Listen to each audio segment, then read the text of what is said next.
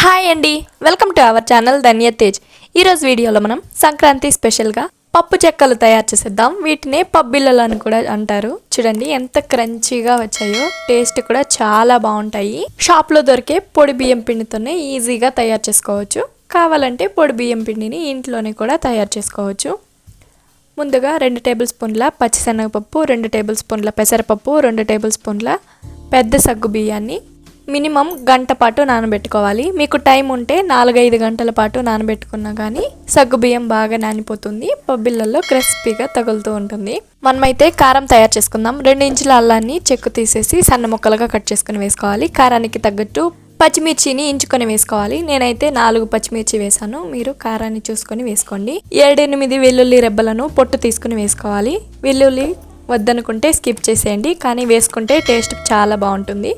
రుచికి తగ్గట్టు ఉప్పు వేసుకొని లైట్ బరకగా ఉండే విధంగా గ్రైండ్ చేసుకోవాలి. చూడండి, వీడియోలో చూపిస్తున్న విధంగా గ్రైండ్ చేసుకుంటే సరిపోతుంది. గ్రైండ్ చేసుకున్న మిశ్రమాన్ని పక్కన ఉంచుకొని ఒక బౌల్లో 1/2 కేజీ పొడి బియ్యం పిండిని తీసుకోవాలి. కొద్దిగా ఉప్పు వేసుకొని సన్నగా కట్ చేసిన కొత్తిమీర, కరివేపాకు తరుగును వేసుకోవాలి. మనం నానబెట్టుకున్న పప్పులను వేసుకోవాలి. మనం ముందుగా గ్రైండ్ చేసుకున్న పచ్చి కారం పేస్ట్ని వేసుకొని పచ్చి కారం పేస్టు, పప్పులు, కరివేపాకు, కొత్తిమీర అన్నీ పిండిలో బాగా కలిసే విధంగా బాగా కలుపుకోవాలి. బియ్యం పిండిని కప్పుల్లో చెప్పాలంటే 2 కప్పులు తీసుకుంటే సరిపోతుంది. 2 కప్పుల బియ్యం పిండికి 2 కప్పుల నీళ్ళను తీసుకుంటే సరిపోతుంది. మొత్తం కలిసే విధంగా ఒకసారి బాగా కలుపుకున్న తర్వాత 5 టేబుల్ స్పూన్ల నెయ్యిని వేడి చేసుకొని వేడివేడిగా వేసుకోవాలి. మీరు నెయ్యి ప్లేస్లో నూనెను కానీ లేదా బటర్ను కానీ వేసుకోవచ్చు. నెయ్యి మొత్తం పిండిలో కలిసే విధంగా సైడ్లలోంచి పిండిని తీస్తూ కలుపుకోవాలి. నెయ్యి వేడిగా ఉంటుందండి, చూసుకుని కలుపుకోవాలి, లేదంటే చేయి కాలుతుంది. వీడియోలో చూపిస్తున్న విధంగా జాగ్రత్తగా కలుపుకోవాలి. మొత్తం కలిసే విధంగా కలుపుకున్న తర్వాత పిండిని గట్టిగా ఉండకడితే ఉండగా నిలవాలి. అప్పుడే నెయ్యి కానీ బటర్ కానీ నూనె కానీ కరెక్ట్గా సరిపోయినట్టు. ఒకవేళ మీకు ఆ విధంగా ఉండకట్టకపోతే మాత్రం మరి కాస్త నూనెను కానీ నెయ్యిని కానీ బటర్ని కానీ కాచి వేసుకోండి. చూడండి, నేను పట్టి చూపిస్తున్నాను. ఈ విధంగా గట్టిగా రావాలి, మళ్ళీ విరిస్తే విరిగిపోవాలి. ఈ విధంగా ఉంటే సరిపోతుంది. 1 టీ స్పూన్ జీలకర్రను వేసుకొని ఒకసారి బాగా కలుపుకోవాలి. 2 కప్పుల బియ్యం పిండికి 2 కప్పుల నీళ్ళను హై ఫ్లేమ్లో వేడి చేసుకోవాలి. నీళ్లు రోల్ బాయిలింగ్ అయ్యే విధంగా మరిగించుకోవాలి. వీడియోలో చూపిస్తున్న విధంగా నీళ్లు మరిగితే సరిపోతుంది. ఈ విధంగా మరుగుతూ ఉన్న నీటిని గ్యాస్ ఆఫ్ చేసుకుని మనం ముందుగా కలుపుకున్న బియ్యం పిండి మిశ్రమంలో కొద్దిగా నీళ్ళను వేసుకుంటూ స్పూన్ సహాయంతో కానీ లేదా గరిటె సహాయంతో కానీ నీళ్లను పిండిలో కలిసే విధంగా బాగా కలుపుకోవాలి. మధ్యలో కలుపుకుంటూ నీళ్ళను వేసుకుంటూ కలుపుకోవాలి.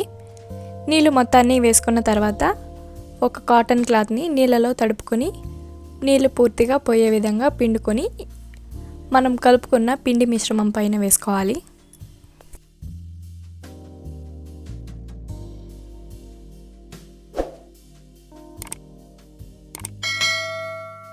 కాటన్ క్లాత్ సహాయంతో మొత్తం పూర్తిగా కవర్ అయ్యే విధంగా కవర్ చేసుకుని 10 నిమిషాల పాటు పక్కన ఉంచుకోవాలి. 10 నిమిషాల తర్వాత క్లాత్ని తీసుకొని చేతితో ముట్టుకోగలిగేంత వేడి ఉన్నప్పుడు వీడియోలో చూపిస్తున్న విధంగా స్లోగా గట్టిగా కలుపుకుండా నార్మల్గా మొత్తం కలిసే విధంగా కలుపుకోవాలి. ఒకసారి మొత్తాన్ని కలుపుకున్న తర్వాత కొద్దిగా పిండిని తీసుకుంటూ వీడియోలో చూపిస్తున్న విధంగా ఉండగా చేసుకుంటూ మొత్తం పిండిని పెద్ద ఉండగా తయారు చేసుకోవాలి. వీడియోలో చూపిస్తున్న విధంగా ముద్దగా తయారు చేసుకున్న తర్వాత కొద్దిగా పిండిని తీసుకుంటూ కావాల్సిన సైజులో చిన్న ఉండలుగా చేసుకోవాలి. మీరు పర్ఫెక్ట్గా కరెక్ట్గా చేయాలనుకుంటే చూడండి, ఈ విధంగా పొరలుగా రావాలి పిండి. అప్పుడే మనం పిండిని కరెక్ట్గా కలుపుకున్నట్టు. ఒకే సైజులో మొత్తాన్ని ఉండలుగా చుట్టుకోవాలి.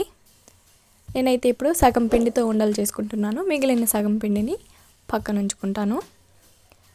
మీకు ఈ విధంగా పిండిని తీసుకోవడం కష్టం అనుకుంటే ఏదైనా మెజరింగ్ స్పూన్తో తీసుకోవచ్చు. నేనైతే 1 టేబుల్ స్పూన్ తీసుకొని దాని సహాయంతో చూపిస్తాను. చూడండి, ఈ విధంగా స్పూన్ నిండుగా తీసుకొని ఆ పిండి సైజుని ముద్దగా చేసుకోవడమే.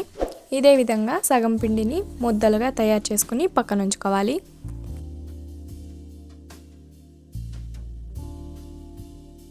వీడియోలో చూపిస్తున్న విధంగా సగం పిండితో ఉండలను తయారు చేసుకుని సగం పిండిని అలాగే ఉంచుకోవాలి. తర్వాత మిగిలినవి చేసుకుందాం.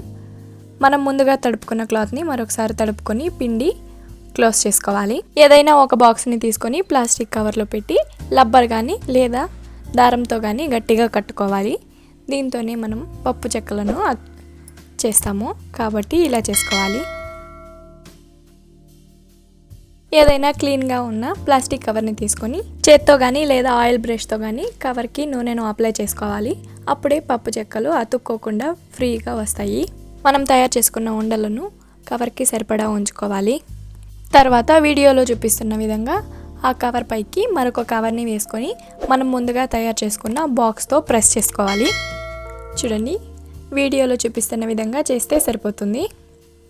ఇదే విధంగా కొన్నింటిని తయారు చేసుకుని ప్లేట్లోకి తీసుకొని తడి క్లాత్తో క్లోజ్ చేసుకొని పక్కన ఉంచుకోవాలి.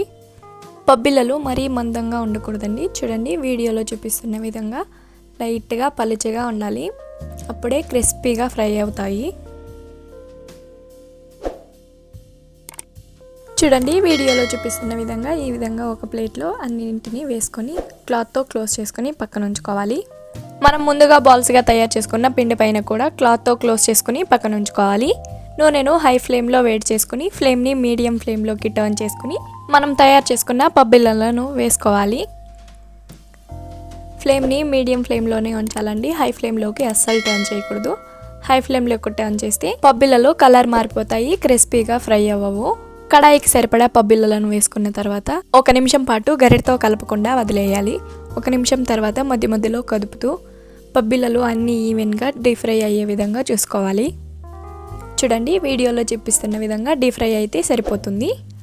లైట్గా కలర్ చేంజ్ అవుతాయి. ఎక్కువ కలర్ చేంజ్ అవ్వాల్సిన అవసరం కూడా లేదు. మా ఇంట్లో వాళ్ళకైతే ఎక్కువగా క్రిస్పీగా ఉండాలని నేను ఈ విధంగా కలర్ వచ్చే విధంగా డీప్ ఫ్రై చేశాను. వీడియోలో చూపిస్తున్న విధంగా కలర్ చేంజ్ అయితే సరిపోతుంది. లైట్గా నూనె బుడగలు తగ్గుతాయండి. అప్పుడు తీసుకొని సర్వ్ చేసుకోవచ్చు. ఇదే విధంగా మొత్తం పబ్బిళ్ళలను డీప్ ఫ్రై చేసుకుని సర్వ్ చేసుకోవడమే. మీరు కూడా ఈ విధంగా ఒకసారి పబ్బిళ్ళలో రెసిపీని ట్రై చేసి రెసిపీ మీకు ఎలా వచ్చిందో కామెంట్ చేసేయండి. మీకు ఈ వీడియో నచ్చినట్లయితే ఒక లైక్ చేసి సబ్స్క్రైబ్ చేసేయండి. పబ్బిళ్ళలు చేయడం కష్టం అనుకునే మీ ఫ్రెండ్స్ అండ్ ఫ్యామిలీకి ఈ వీడియోని షేర్ చేయండి. చాలా ఈజీగా చేసేయచ్చు. Thank you for watching.